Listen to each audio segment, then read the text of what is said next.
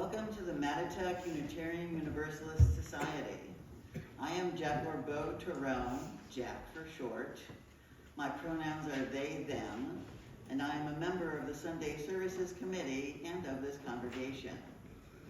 Our mission is to nurture the human spirit, bringing love and justice to transform ourselves and our world. This morning we continue our theme of transformation, and today our sermon will be given by Rafael Feliciano-Roman. If you are visiting us for the first time, or have come back after a long time, we especially welcome you today. We are people with a variety of beliefs, different ages, and gender identities. We are all growing and learning. Come into this place of sanctuary. Come to refresh your spirit with song and silence. Come into a community of compassion, justice, and love. We make this time and this place holy simply by being together with each other, and I invite you to bring your awareness here to your embodied self, to this community, and to this space. We begin by lighting the flaming chalice, the symbol of our Unitarian Universalist tradition. Please join me in reading the words to our chalice lighting, Joseph M. Cherry's Prayer for Living Intention. The words are in your order of service and on screen above me. If we have any hope of transforming the world and changing ourselves, we must be bold enough to step into our discomfort, brave enough to be clumsy there, loving enough to forgive ourselves and others. May we, as a people of faith, be granted the strength to be so bold, so brave, and so loving. Please join me in reading the words of our covenant, also found in your order of service. Love is the spirit of this society, dwelling together in peace, seeking truth, helping one another, serving human needs, honoring the earth and all that is. This is our covenant. Please rise in body or spirit for hymn number 169, We Shall Overcome, found in your hymnal, or the words should also be on the screen.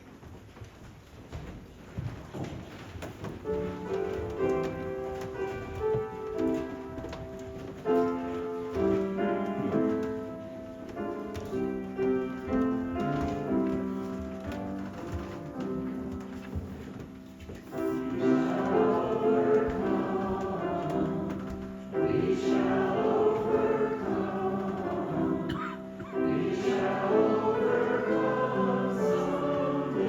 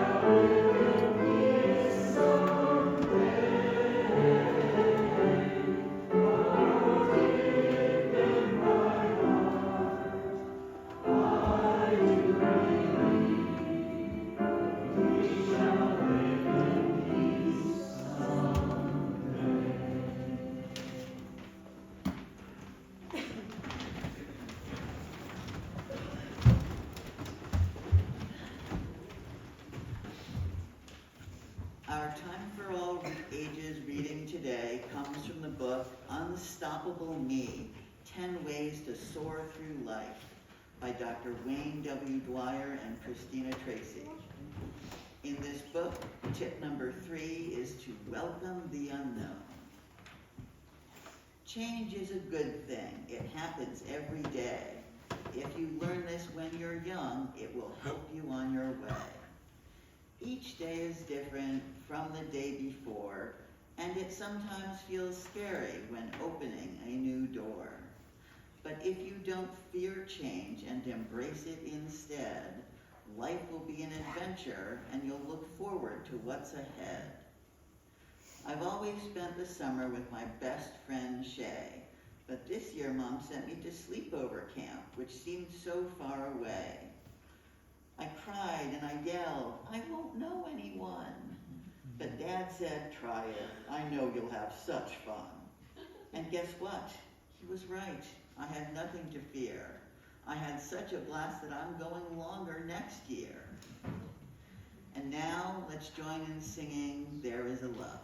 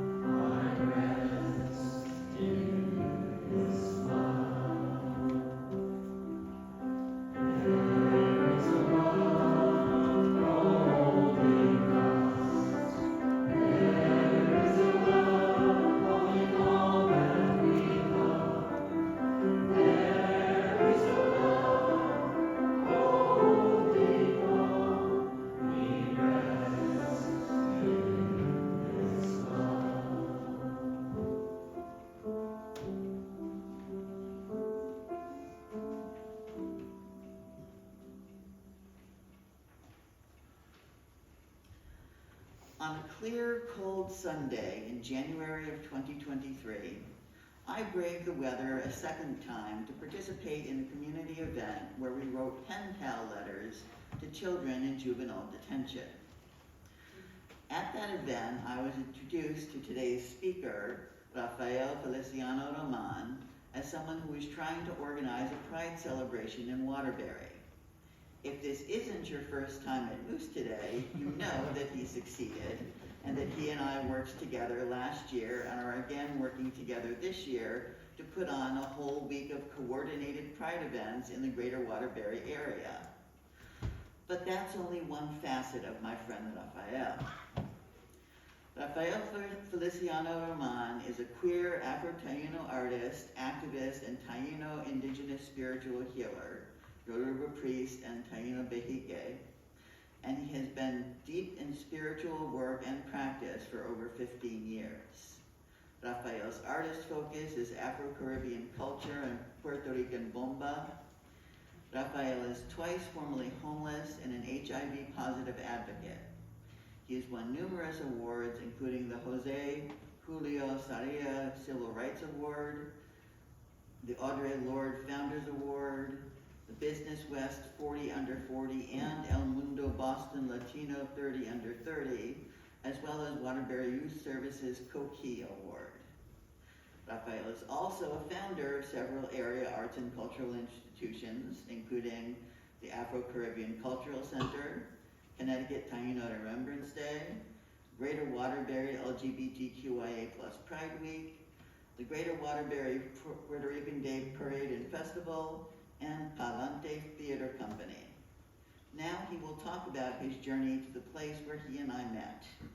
Please welcome my friend, Rafael Feliciano-Roman.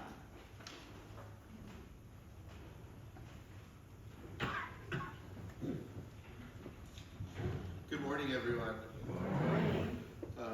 Jack certainly knows how to lift my spirits because I did not expect that introduction, but thank you all so much for allowing me to be here in this space today and to speak to you guys with regards to transforming hopelessness to hope. As Jack said, my name is Rafael Feliciano-Roman. I was born and raised in Waterbury, Connecticut. I was born in the Brooklyn section of Waterbury, and I'm not sure if any of you guys know where that is, but there's a famous baking company called Brooklyn Baking Company, and it originated in the Brooklyn section of Waterbury. And I was one of those little Latino kids in a neighborhood that was primarily Irish and Lithuanian, but when I was growing up in the 80s and 90s, it became a Puerto Rican enclave. And that neighborhood to me meant everything. I was a little Catholic boy who went to St. Patrick's Church. I'm a recovering Catholic, please bear with me. And I grew up in that neighborhood knowing that there was a community in Waterbury that still valued going outside and your neighbor saying, hey, get inside, the lights are going off on the light poles. We had this amazing woman next door. We called her Miss My Cat because she had over 25 cats and we could not mess with her cats. But as a young Boricua boy in Waterbury, I still saw my parents struggle. My mom went and gave up going to school so she could raise me and my two brothers and my cousin Maggie. And my father was a tool setter and a tool maker working for Chase, Brass, ITW, and he now works for still to this day, the Siemens Company in Watertown, Connecticut. I grew up going to all the local schools, Barnard Elementary, Westside Middle School, and Kennedy High School. But I found out quickly that even in a city like Waterbury, I still didn't feel safe. I was a queer, young Boricua kid who got beat up in middle school because I was quote unquote looking at the guys in the locker room the wrong way. And I'll never forget that was one of the first times where I felt other. And I got beat up and kicked out of the locker room naked right as the bell rang by three men, Gilbert, Teddy, and Irving. I'll never forget that it was the courage of a young black man named Kevin Johnson who ran from down the hall and started to fight for me with those guys to get them off of me while they kicked me out of the locker room. Mr. Gordon, who was our middle school principal, pulled us all in, and because I didn't want to snitch, right, that was the code of the day, we ate that, but I never forgot Kevin Johnson. And it was that installation of fear in middle school that I said, I gotta get out of town, I gotta get out of here. I cannot stay in Waterbury because it's not a safe place for someone who is queer or different like me. And I left right after high school. I graduated the minute I could get out of Waterbury, like so many young people to this day. I left. I was out. I traveled the world. I lived in Puerto Rico. I lived in New York. I lived in Chicago. I lived in Massachusetts. And I went to go explore and find out who I was at my core. I knew I was Puerto Rican, but I didn't know what that meant to be Puerto Rican until I got to the Isla del Encanto, which means the island of enchantment of Puerto Rico, where I found my roots. I found that I was both Spaniard and beautiful European blood. I had rich African blood due to the slave trade, and I had amazing indigenous Taino blood running through me. And that is what stuck with me. I was able to find out that I came from a lineage of proud Puerto Ricans who gave back to their community. My fifth great-grandfather, Don Simón Mejil Lopez Rivera, was the first chief of police under the United States banner and flag when the United States came after the Spanish-American War. And he served, like most Guaniqueños, Guanica, Puerto Rico is where the Americans came through. It's known as the Friendly City because we welcomed the Americans in to leave one colonizer. Unfortunately, it didn't work out the way we thought, but we were still happy enough to welcome them in at that point. I left Puerto Rico and I went to Massachusetts. I lived in a town called Holyoke, Massachusetts that has the highest per capita percentage of Puerto Ricans in the US. Nearly 50% of the population there is Puerto Rican, and it was Little Puerto Rico. I went to that community though because I was homeless. I was living in a tent off of 391. I am proud to say that I'm a clean and sober, still in recovery 13 and a half years later person from drugs and addiction. But I stood in a tent and in a community of homeless people underneath 391 right when you're going to go into Holyoke, Massachusetts, and I learned how to survive. The other individuals in my encampment taught me how to stay warm in the coldest of weather. Sometimes you might go out and you might see someone like me who was homeless take newspapers and carry a stack of newspapers around with them. Just a quick poll of the audience, does anyone know why newspapers are so important to homeless people? Insulation, yes, correct. We would stuff the newspapers in between our clothes and our bodies so the clothes didn't physically stick to you and you didn't get hypothermia. And we would do the penguin method. I learned that again as well. Penguins in the Arctic cold will rotate who's on the outside and who's on the inside to get warmth, and we did that. And I did that for about 6 months to 8 months. And it was in those moments where I had nothing that I saw the power of community and people. And I learned to love again. I'm going to quote a bunch of different belief systems and quotes and phrases, but Psalms 119:4-14 says, "You are my refuge and my shield. I have put my hope in your world." That was the first time where I put hope in others, and I felt that I could get out of here. I could get out of this, right? We kept each other warm. I would never ask for money, but I asked for food, and I saw the kindness and gentleness of humans, regardless of race, regardless of ethnicity, regardless of what your socioeconomic status was. It was sometimes those who were struggling as much as I was who would feed me first, who would clothe me first. And I learned how to navigate the systems, and I got out of homelessness, and there was a program called Rapid Rehousing with HAP, and they paid for 60% of my rent for 1.5 years. And I got out of staying homelessness. I got my own apartment. I started working in the nonprofit sector to help those who were also homeless and in recovery at that same time. And just when you think you're at the peak and you're about to see the light at the end of the tunnel, I was diagnosed with HIV.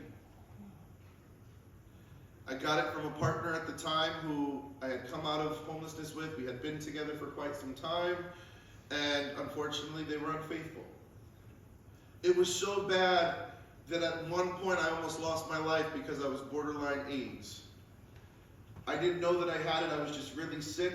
I went into the hospital, Holyoke Hospital, and while I was on that deathbed, it was amazing Latina women who were at the hospital who would tell me jokes, who would pray over me. And now they were super Pentecostal, and they said, "We don't care about your lifestyle, we just want you to live." And I just wanted it to end at that point. And I said, "I don't want to live." And they said, "No." One of the men was this amazing man who went to an open affirming church that was a non-denominational center. And he said, "Listen, young man, I've read the Quran many times. And although I don't have a faith, I'm an atheist." And I said, "Cool, okay, we can get along. You're not going to sit here and proselytize over me while I'm trying to just get better." He said, "But there's a quote in the Quran, which I still have to this day, and it's seared in my soul. In the Quran, 3:139, Surah Al-Iram, says, 'Do not lose hope or be sad. You will surely be victorious if you are true in faith.'" I didn't know what it meant at the time. I just wanted to get the heck out of Dodge and go away. But now looking back, I knew that all those people had hope in me. They said that there was something about me that was different. The way that I would smile with them and talk with them and just speak to them and tell my story was different. And it was because of those amazing individuals that I said, I can do it. I got better. I became a community organizer and realized that through social and restorative justice, we could change the world.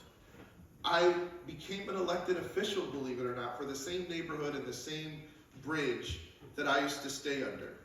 And my whole campaign and principle was about putting people first. Not forgetting that those who might not be able to vote for me or aren't official constituents on paper are still my people. We were able to create a tiny home village in those encampments that I used to stay at, much to the chagrin of the city. But we pushed back and we said we can change it all. And it was in that enclave that I was introduced to the restorative justice peace circle process of the indigenous community of the Wampanoag Nation from Massachusetts. The Wampanoags might stick out to you because unfortunately the previous administration took away their federal recognition status, and they're still fighting to this day to get that back from the US government. But the Wampanoag Nation had taught my mentor, Dr. Saida Pinto, about the principles and philosophies of circle process. And even though I was an elected official, even though I thought I was saving and championing the world, I still made mistakes. There was a school called the Paulo Freire Social Justice Charter School.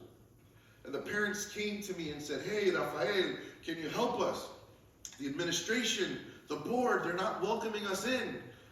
Great, I got into champion mode. I went down there, went to the meetings, met with the parents, and wrote a 150-page report, very Alexander Hamilton, on how I was going to fix this charter school system. I went home, I went to bed, did a press release, felt good about it. Now granted, I'm still renting that same apartment that I had after I got out of homelessness. And I woke up the next morning to 150 kids from that school protesting in front of my apartment. I said, oh my God, I did something wrong. What happened? I thought I was here to help you. They said, how dare you try to lead something and you didn't even check in with us to see what we're doing inside. And I stood there and I ate it, right? And this was back in 2014. And I said, okay, so what can I do to get in right relationship with you? They said, we do this thing called circle process, and we need you to come in, and we need you to sit in community with us and be in circle process. It's the first time ever I was introduced to something like this. I said, what is this? Circle process? Who does that? Who has the time for that, right? It's usually yell, vote, you compromise, you get out of Dodge, right? No, they made me sit in community. They invited me to every event, and I was hooked. It was a different way of doing things. It taught us 3 principles, which you saw earlier up on the screen. Number 1 is to see the beauty in everything.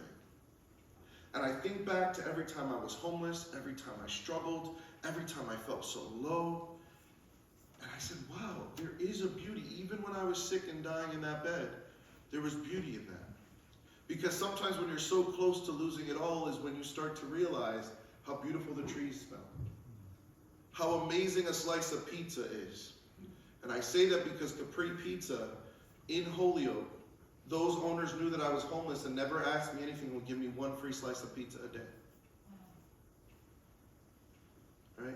Second, to feel the warm embrace of community. That is literal in the Penguin Method. That is literal every time. Anyone who knows me, I like to call myself Popra, Dr. Phil and Oprah. I love to hug, and I'm like the gay Barney version of that, okay? And so anytime you see me, I will ask you for a hug. I ask for consent, because consent is beautiful, but I love to hug, because I physically want to feel the warm embrace of the community that I'm a part of. And last invitation is to come together if and when we become broken. And how many times have you all felt broken? How many times have you felt like you've lost it all? I share this anecdote story with you all.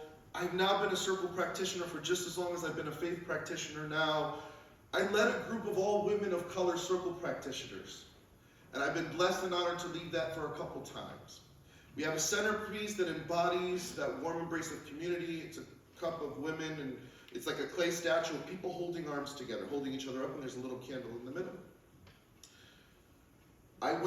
We led the circle process, and this was in Chicago, Illinois, because I lived in Chicago for a little bit.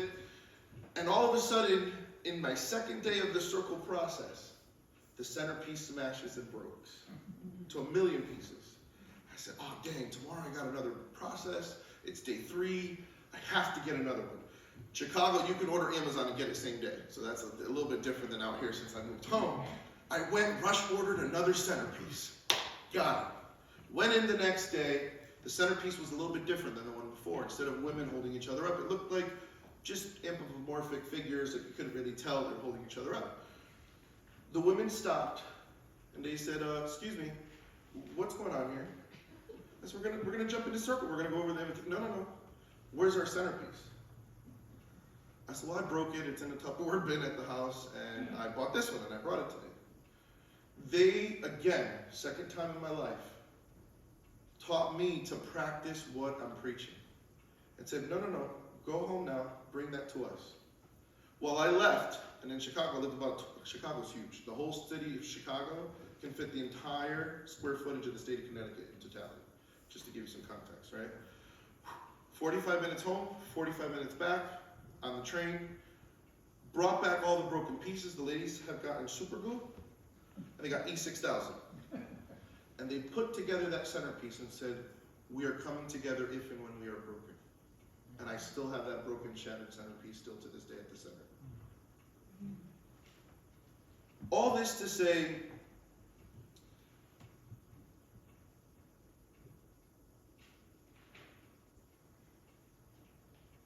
when you think you've lost it all, you always come back to hope. I left Chicago and I came back to Waterbury during the pandemic, because my grandmother had gotten diagnosed with Alzheimer's.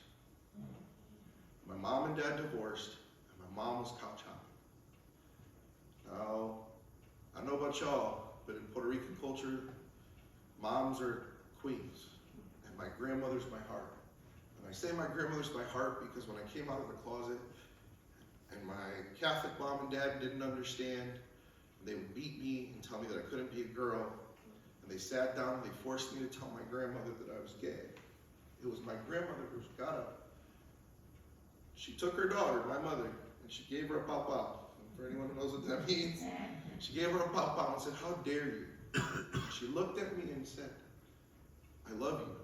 No matter who you are, I'll accept you. And if she doesn't want you, I'll take you anything I believe." And she left. My mother was flabbergasted, right? I've come to forgive my mother, but the thought of losing my grandmother, I had to come home. I had to come home, because she's my heart. So I surprised my mom and my grandma. I lied. I said I was moving to Baltimore, Maryland. I had already gotten the apartment in the same building as my grandmother in Waterbury. And I came home. When I came home for my family, I noticed that even though we're from New England, even though we're from Connecticut, things sometimes are more backwards here than they are forwards. And that although we come from a state that is so liberal and so beautiful and so progressively moving forward, we are still to some degree stuck in the 70s, 80s, and 90s as far as our forward progression. And I came to a major city that I grew up in thinking, oh, it's going to be different than 2005 when I left. In some ways it is, and in some ways, in a lot of ways, it wasn't. I said, where's the community? Where's the unity? Where is our coming together and finding hope as a people? Marginalized people, Black, Latine, LGBTQIA+. Where is our space? And there was none. Now I go right into, let's try to bring it together. And again, whatever your higher being of understanding is, they will continue to put people in your path to show you the way. And so I got together with 8 to 9 amazing women of color. One of them just walked in, Renee Mason-Craig. She's on our board of directors. And I told these amazing people, I have a crazy idea. Let's try to unite the Black and Latino community for once and stop living in silos and pockets. Because I had come to realize that I had this beautiful mix, let's create this Afro-Caribbean cultural center space. Without hesitation, they said yes, which is amazing. When we started doing the work very quickly, I realized, though, we are making forward progression, and on a winter stormy day, doing a letter writing campaign, in walks an amazing, beautiful person in soul, Jack. And there was conversations in that room in that week of where is the pride in Waterbury, the LGBTQIA+. Now I had given that up because this city had traumatized me and I didn't want to touch that with a 10-foot pole. But you start to see hope in people when they say, hey, but you have all these beautiful open queer flags and spaces. You've created a little enclave for us to be and feel safe. I said, oh, dang, I guess I got to start doing work then, huh? And so we got together and we formed Greater Waterbury LGBTQIA+ Pride. Now there has been work individually of different groups trying to do their own thing, one event here, one event there, but we said let's bring it together into one. And I continue this theme of hopelessness to hope, because I see some of the MUUS faces that I saw last year at our Drag Gospel Fest. That's how we closed Pride. And when we were in that room, Heather DeShant, who's the pastor over there at the Congregational Church Open and Affirming, said, I just got a funny feeling, Rafael, like something's going to happen. I said, girl, don't worry, we got this. I got a funny feeling that something's going to occur. Don't worry, we got this. And towards the part of the ceremony where folks can get up and give their own testimony, there just so happened to be someone that got up and tried to bring hate into a space. Right? And I remember, because I see some of your faces, I remember some of your amazing faces. And I don't know what it was, but it was the physically rushing. There was a poor pastor who was like a little elderly Black man. I love him, right? He had a tambourine in his hand. And I snatched that tambourine out that man's hand so quick, and I started shaking the tambourine. Not today, Lord. And I started belly bumping the guys out the church. But what was beautiful for me is to see people like Jack, like Bliss, and some of your MUUS members get up off their seat and start following behind me. And it was a powerful moment for me because I felt like y'all had my back. And I thought back to when I was being beaten up and kicked out of that locker room. And how Kevin came to fight for me. And I felt like y'all were going to come and fight for me too. And it's a profound moment that has always changed my life. And I thank you guys because it allowed me to heal. To say I could be back home. I could do this queer stuff. I could do this crazy experiment on life. And that gave me hope. I am, besides every other crazy thing that Jack read in this world, I wrote a poetry book during some of my darkest moments. And this was a poem that I'd like to read to you all that I wrote called My Rainbow of Hope. My life was a tornado, dark, filled with destruction, sadness, anger, the loss of love, my friends, my family. The winds of chaos brought me to the emerald city of my home. In it, I still felt alone and blue, with the affection of a dog and my things in a basket. My first trip down the rainbow brick road, I met Louis, the good brujo, from the Halstead Center on North. His warmth and pink aura helped fill me with the path in front of me. Along my journey, I met an amazing crew with characters, the brains, the courage, the heart. They all gave me what I needed, what I was missing inside. There were wicked twitches in life and in my heart from being slandered, abused, and left brokenhearted. I, since the very beginning of my journey, wanted nothing more than a place to call home. I close my eyes and know that there's a magical place with a rainbow brick road, with a good queen and queens in my community who continue to remind me to have brain, courage, and heart. All I have to do is follow my rainbow of hope. There's a cool folkloric thing in Puerto Rican history that has to do with a folkloric rumor of the fourth magi, or wise man. Has anyone heard this story before? In Puerto Rico, there's a town that celebrates, everyone knows who the three kings are, right? Everyone's kind of heard of those guys, right? According to this folklore, there was a fourth magi named Artaban, who was not able to leave at the same time as Melkor, Caspar, and Balthazar to Bethlehem to meet the newborn baby Jesus. On his way to Bethlehem, though, Artaban kept getting stopped by the sick, by the poor, by the elderly. And after this elder, he continued then on his journey, but by that point, Jesus, Joseph, Mary got out of town. And he tried to then meet the family at their next space in Egypt. And he kept following the path of Jesus, but kept missing him because he kept getting stopped by people who needed help. Upon his death, he goes to the higher plane. And he asks Jesus for forgiveness for not making it on time, when suddenly he heard his voice and said, "You did meet me. You met me in the face of the elderly. You met me in the face of the homelessness. You met me in the face of everyone who stopped you on your way. You were meant to be there." I celebrate every year Artaban and the fourth Magi because I feel that's the story of my life. I may not have gotten to that higher enlightenment as my brother. My brother, by the way, is a Catholic priest. But I got there because everywhere I go, I continue to be stopped. I continue to see something different.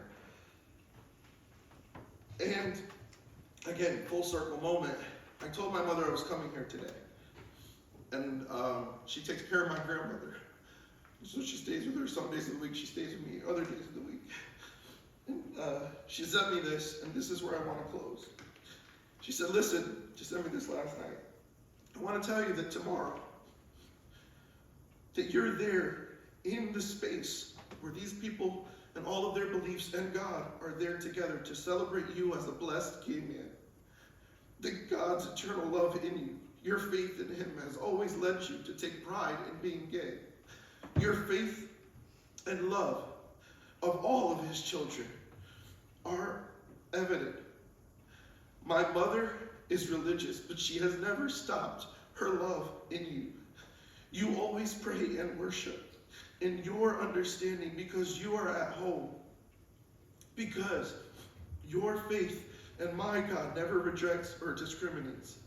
I thank you for showing me a new way to love, because he wants you in our lives and all those people's lives. Most of all, to be with him in eternity. You have been homeless and you bounced back because God never let you alone, even when you slept in your car. Give any tough testimony that you have to give and that you've lived tomorrow. And know that you've overcome illness, falsely being accused, and yet you gave every part of your intelligence and humility and love to forgive others even when they were wronged you. Share how you always give and share to your community. That all of the teachings have been in his glory. You're there because others have guided you into his path. You are a role model for the gay community because the Lord always wants you to do your best. Despite what others say about you or behave towards you, you do not let it take you down. Or you stay away from your beliefs. You never do. Today, give him and all of the gods and goddesses of their understandings praise. Please don't ever doubt in my love for you as a mother. I'm sorry for how I was toward you. And continue to see hope in all of their faces and know that whatever their beliefs are, their God and goddesses of understanding walk with you, and now they are your brothers and sisters. This is all true facts that you can share. And that was a text from my mom last night. So, I thank you all so much for blessing me and honoring me. I see so many of you, who's that amazing young person right there, who are at our Drag Gospel Fest. And I thank you guys for having my back always. And for this amazing human being next to me, Jack, for inviting me and staying on top of me because he knows how crazy I am in my life, and for taking the time to speak to you all today. Blessings and thank you.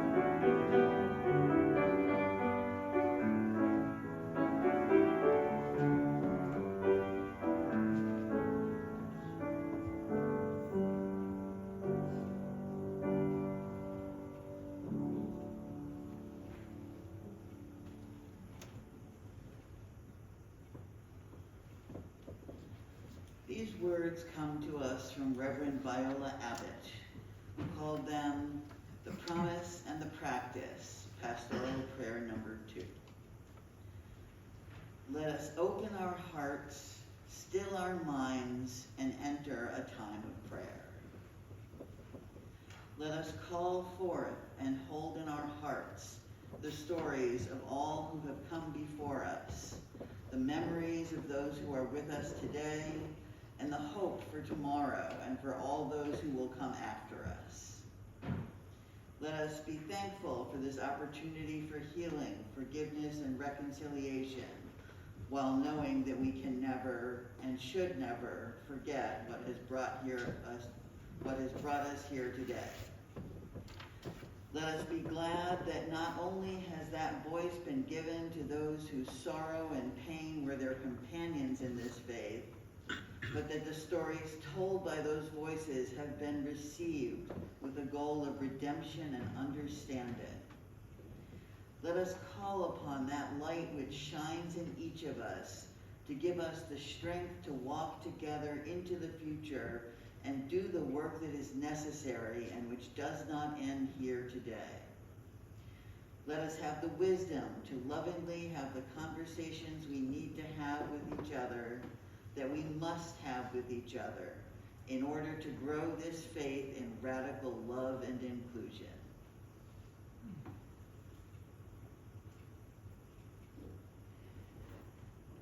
Our congregation is a welcoming community where we find connection.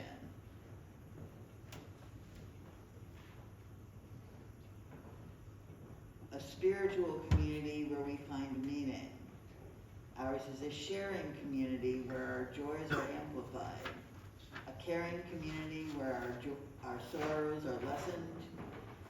We take this moment to reflect on our joys and sorrows and acknowledge the mutual love and caring of our community. And now we invite you to come forward and light a candle representing a joy or sorrow and say a few words if you would like. We especially encourage sharing gratitude, as giving thanks is truly good for us.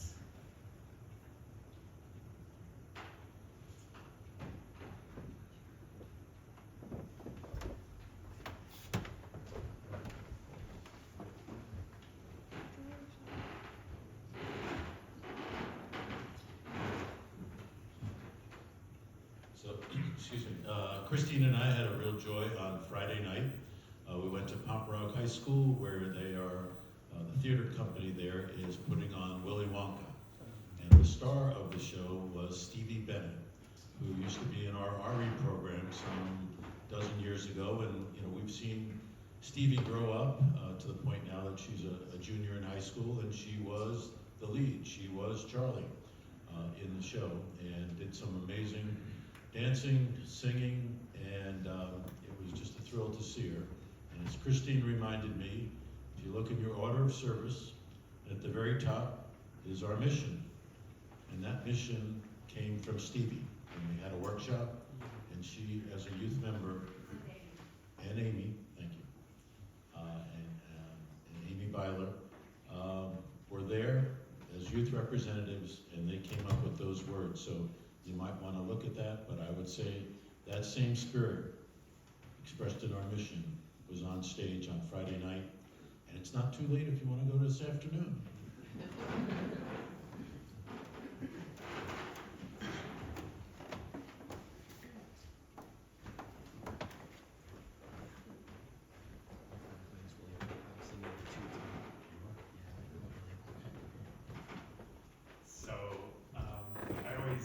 One thing I learned in my own recovery journey is HOPE stands for hearing other people's experiences.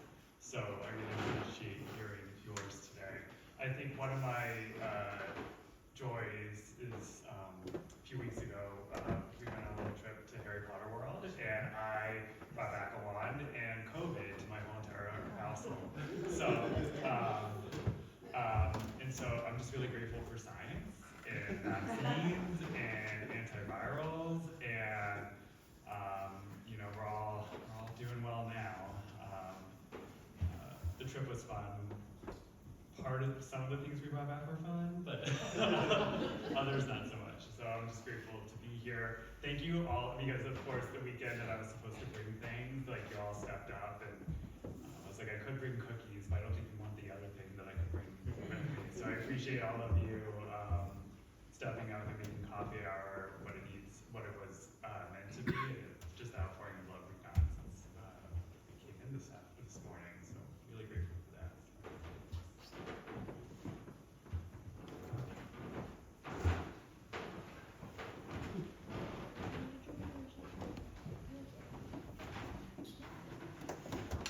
So he's talking a lot about community. I want to just say how thankful I am for the consistency of MUUS's community. I take breaks quite a bit, sometimes for illness, sometimes for life, and sometimes for a work trip that was freaking way long. But I'm so glad that I can come here it's just here, right? And everyone's happy to see me and doesn't judge me for my absence, so I appreciate this community a lot.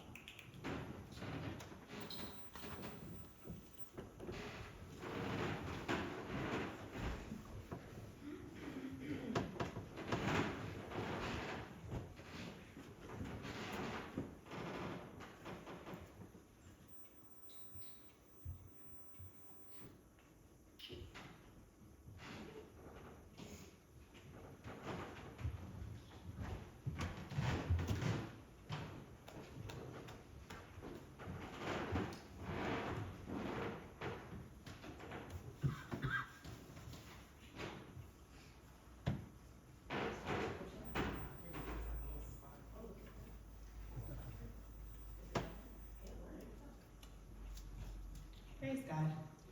Thank you so much. I'm really into acts, so seeing this, I really appreciate it. Jack, thank you.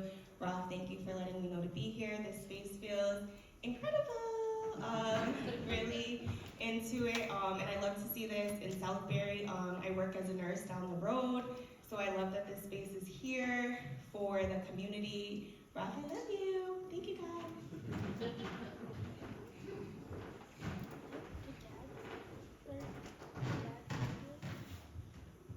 Just to light a candle for unmentioned things.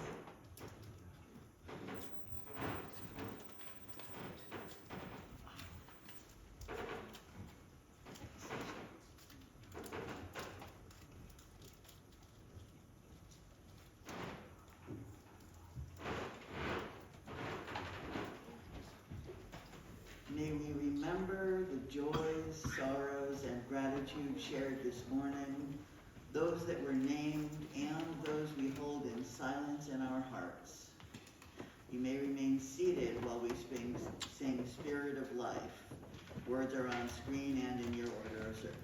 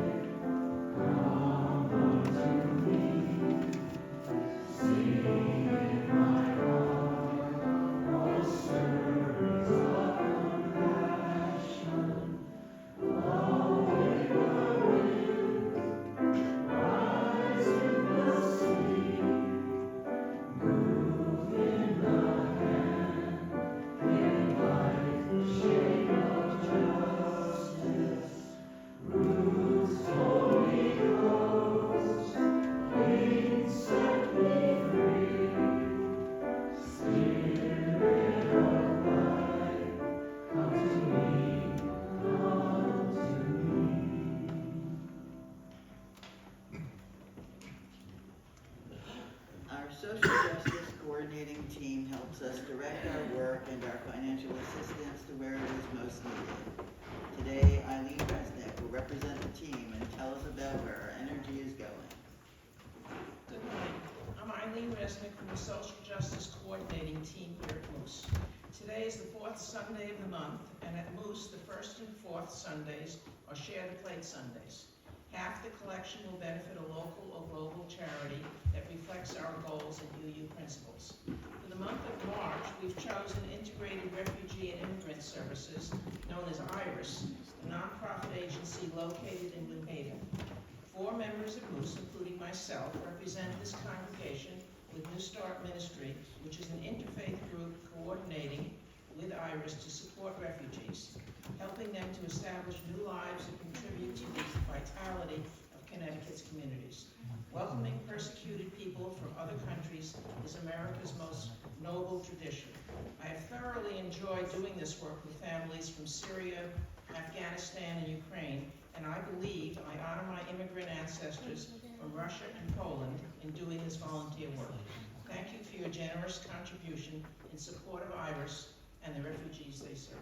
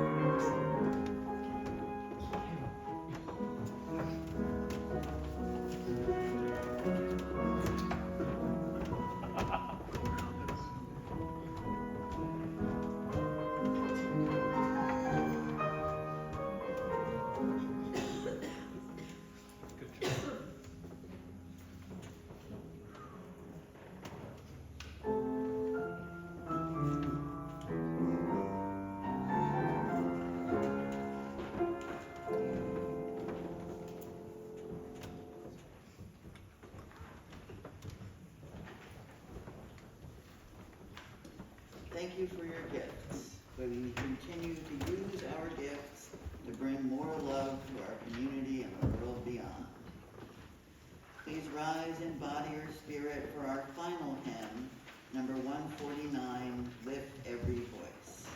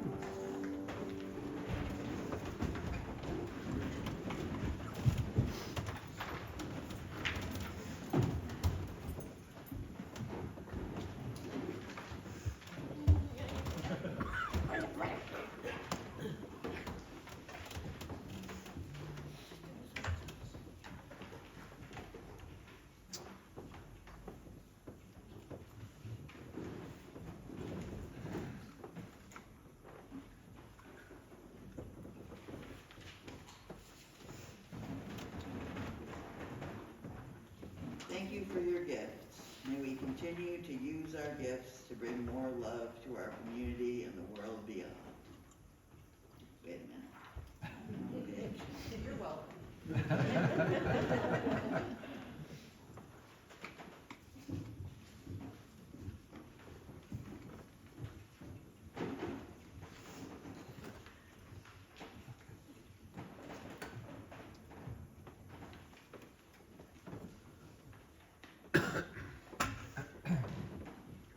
To conclude our worship, I invite you to face one another and join in reading the words for extinguishing the chalice. We extinguish this flame, but not the light of truth, the warmth of community, or the fire of commitment. These we carry in our hearts and out into the world until we are together again. Amen. Please be seated.